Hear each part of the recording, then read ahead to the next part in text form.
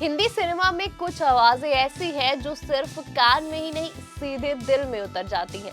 और उनमें से सबसे ऊपर और मखमली और वो रेशमी और जादुई आवाज जिसने 80 से 90 के पूरे दशक को रोमांटिक गानों का स्वर्ण युग बना दिया। पापा कहते हैं बड़ा नाम करेगा, पहला नशा, पहला खुमार, जादू तेरी नजर और ख्वाब तेरा चेहरा, मितवा सुन मितवा और तू ही रे तू ही रे। ये आवाज हमारे चहीते और लिविंग लेजेंड उदित नारायण जी की है। कल उन्होंने 1 दिसंबर को अपना 70वां जन्मदिन मनाया, लेकिन इस चमकते सितारे और हमेशा मुस्कुराते चेहरे के पीछे एक ऐसी कहानी छुपी है जो बहुत कम लोग जानते हैं। उनका 10 साल पूरे भूखे पेट स्ट्रगल करना, फिर सफलता के बाद 21 साल तक हर महीने जान से मारने की धमकियां सुनना। उनके जीवन में एक वक्त ऐसा भी आया जब उदित नारायण ने सुसाइड करने तक के बारे में सोच लिया था। तो चलिए आज 4 PM बॉलीवुड की रिपोर्ट में उनकी पूरी जिंदगी की अनकही और अनसुनी कहानी आपको सुनाते हैं। उदित नारायण झा जी का जन्म 1 दिसंबर 1955 को नेपाल के सप्तारी जिले के छोटे से भरधा गांव में हुआ था। पिता हरे कृष्ण झा एक साधारण किसान और मां भुवनेश्वरी देवी नेपाल की प्रसिद्ध मैथिली लोक गायक थी। मां के मुंह से निकले भोजपुरी मैथिली लोकगीत सुन सुनकर ही उदित की आवाज में वो अनोखी मिठास खुली। मात्र 16 साल की उम्र में 1971 में उन्होंने रेडियो नेपाल के लिए अपना पहला गाना रिकॉर्ड किया, सुन सुन सुन पर भरनी ये तानी धुरियों के ताक ताक। और इस गाने ने उनको नेपाल में वो रातों रात स्टार बना दिया। लेकिन सपना कुछ और ही था, बॉलीवुड में आना, बड़ा स्टार बनना। 1978 में एक बैग और कुछ 100 रुपए लेकर वो उदित नारायण जी मुंबई आ गए अपने सपनों को पूरा करने के लिए। और यहाँ से शुरू हुआ वो स्ट्रगल जिसे सुनकर आज भी रोंगटे खड़े हो जाते हैं। पहले कुछ साल तो हालात ये थे कि महीने की कमाई सिर्फ 100 से 150 रुपए ही होती थी। कभी होटल में बर्तन धोए, कभी चाय की केतली उठाई, तो कभी रात में बांद्रा के फुटपाथ पर गुजारी। उनका एक पुराना इंटरव्यू जिसमें उन्होंने इस बात का जिक्र किया था कि कई कई दिन सिर्फ एक वक्त चाय और बिस्कुट पर गुजारा होता था। रात को फुटपाथ पर लेटकर सोचता था कि पता नहीं ये सपना पूरा होगा या नहीं।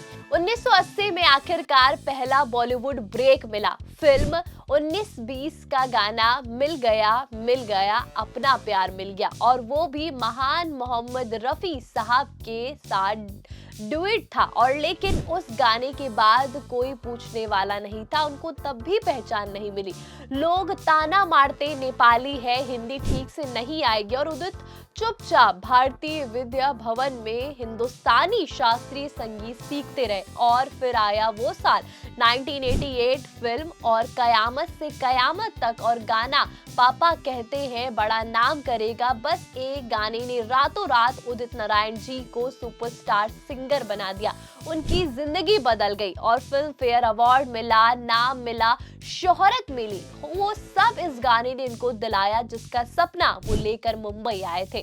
फिर तो जैसे कि गाड़ी पटरी पर आ गई हो। कुछ कुछ होता है और दिल वाले दुल्हनिया ले जाएंगे, दिल तो पागल है, कुछ ना कहो, लगान और स्वदेश, वीर जारा और कल हो ना हो, हर बड़े हीरो की रोमांटिक इमेज उदित की आवाज बनी। उदित नारायण जी ने आवाज दिया और वो लोग फेमस हुए क्योंकि उनकी आवाज को उस समय सब लोग पसंद करना शुरू कर चुके थे। शाहरुख खान ने एक बार कहा कि मेरी रोमांटिक हीरो वाली इमेज का 50% क्रेडिट उदित नारायण जी को जाता है। उन्होंने हिंदी के अलावा तेलुगु, तमिल, कन्नड़ और मलयालम, बंगाली और उड़िया और असमिया और भोजपुरी, नेपाली और मैथिली कुल 36 भाषाओं में 30,000 से ज्यादा गाना गाए। और ये एक बहुत बड़ी बात है। 4 नेशनल अवार्ड और 5 फिल्म फेयर और पद्मश्री से उनको 2009 में नवाजा गया, पद्म भूषण से 2016 में और लता मंगेशकर अवार्ड, और हर बड़ा सम्मान उनके नाम है। लेकिन जिस साल वो सबसे ऊपर थे उसी साल उनकी जिंदगी में सबसे गहरा अंधेरा आया था। साल 1998 से 2019 तक पूरे 21 साल हर महीने धमकी भरे फोन आते थे और कहा जाता था पैसे नहीं दिए तो जान से मार देंगे, बेटे आदित्य को स्कूल से उठा लेंगे, कभी नेपाल के माओवादी के नाम पर तो कभी मुंबई अंडरवर्ल्ड के नाम पर ऐसे कॉल आते और उनको धमकियां आती, पर वो कभी डरे नहीं।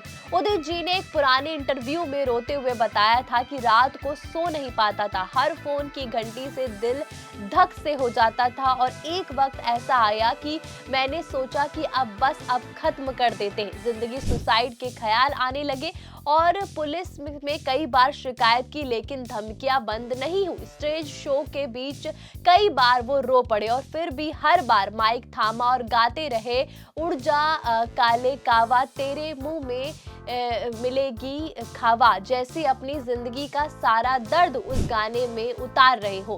पर्सनल लाइफ में भी उनकी ऐसी परेशानियां उन्होंने झेली कि मानो जैसे उनकी पर्सनल लाइफ एक ड्रामा बन चुकी हो। उसमें भी उन्हें बहुत सारी परेशानियों का सामना करना पड़ा। पहली शादी 1984 में नेपाल में रंजना नारायण झा से हुई थी, दूसरी शादी 1985 में दीपा नारायण झा से और दोनों शादियां एक साथ चलती रही। और 2006 में जब ये बात खुली तो कोर्ट कचहरी और उनके ऊपर केस होना बहुत सुर्खियों में थे, लेकिन आज दोनों पत्नियां एक ही घर में साथ रहती। बेटा आदित्य नारायण दोनों को अपनी मां कहता और पिता की तरह ही वो सिंगर एंकर बनकर नाम कमा रहा है।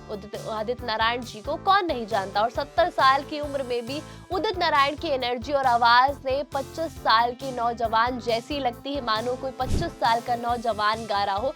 उनकी आवाज में आज भी वही नशा है, वही रोमांटिक बना देते हैं वो। अगर कोई भी हीरो उनके गाने पर डांस करे या किसी की कोई भी फिल्म की शूटिंग हो, मानो कि वो उसमें जान भर देते हैं अपने गानों से, अपनी आवाज से। और हाल ही में एक स्टेज शो में फीमेल फैन सेल्फी लेने आई तो उदित जी ने लिप किस कर दिया था, जो आप सभी जानते हैं। वो वीडियो हर इंसान जानता है, कोई नहीं भूल सकता, क्योंकि वीडियो वायरल हुआ था और उदित नारायण जी को बहुत ट्रोल होना पड़ा था।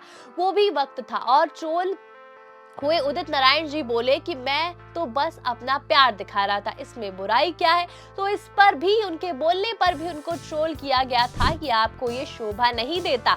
और नेपाल का वो छोटा सा लड़का जो कभी 100 रुपए महीना कमाता, जो फुटपाथ पर सोता, जिसमें 10 साल उसने भूखे पेट स्ट्रगल किया हो, मुंबई में सपने लेकर आया हो और 21 साल तक धमकियां सुनी हो और इसके दिमाग में एक बार सुसाइड का ख्याल तक आ गया हो कि जिंदगी खत्म कर दूं, आज हिंदी सिनेमा के इतिहास का सबसे सफल प्लेबैक सिंगर है। और आपकी आवाज हमेशा यूं ही गूंजती रहे, क्योंकि जैसे आपने गाना गाया, ये जैसे मान लो आपने बांध लिया हो प्यार से, ऐसा आपके ये सारे गाने थे। आपको ये खबर कैसी लगी कमेंट में जरूर बताइएगा और जाते जाते 4 PM बॉलीवुड को सब्सक्राइब करना मत भूलिएगा।